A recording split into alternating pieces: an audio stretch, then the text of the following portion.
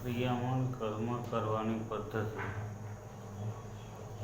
ત્રણ પદ્ધતિ થાય: સત્વગુણી, રજોગુણી અને તમોગુણી. એમાં ત્રણેયનું ફળ અલગ અલગ હોય. સત્વગુણી કે હું કર્મ કરીશ પણ ફળની આશા રાખીશ નહીં, કારણ કે ફળ તો પછી મળવાનું જ છે ને. રજોગુણી છે, રજોગુણી કે હું કર્મ કરીશ, ફળને નહીં છોડું. તમોગુણી કે હું કર્મ કરીશ પણ પેલા પૈસા ધરી દઉં, નહીં તો કર્મ નહીં કરું, કશું નહીં.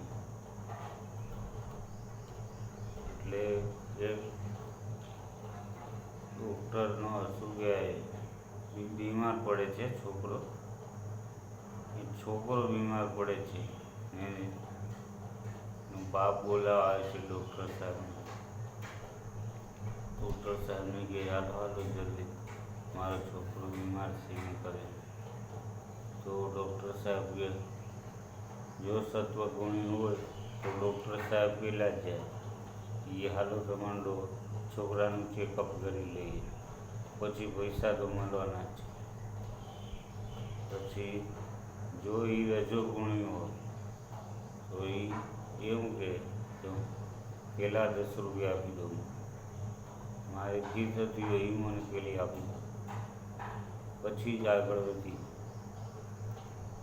ને તમોગુણી હોય જ્યાં સુધી દો નહીં ત્યાં સુધી એ કર્મ જ ના કરે એવું. ને ઘીનો પદાર્થ છે એ સત્વગુણ છે.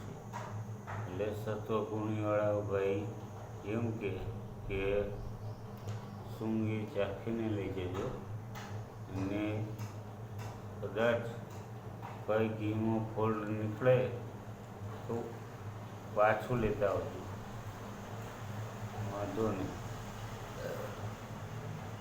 પાછું લેતા આવજો, હું બદલાઈ આપીશ.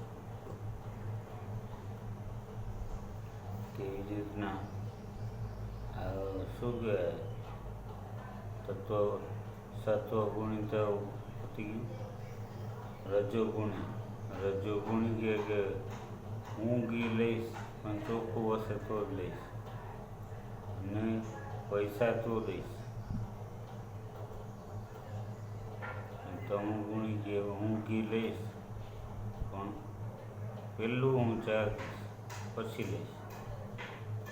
એના તમે કોપરી કે ટ્યુબલાઇટ લેવા જાઓ એમાં બિલમાં છાપીને જ આપી છે કે માલ ચકાસીને લેવો, પાછો લેવામાં આવશે નહીં.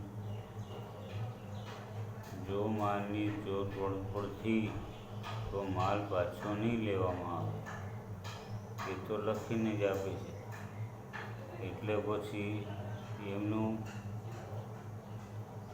એ કંઈ દોષ જ ના કહેવાય, આપણે બદલાવી ના શકીએ. ખૂટી જાય એટલે પૂરું, પૈસા પડી ગયા.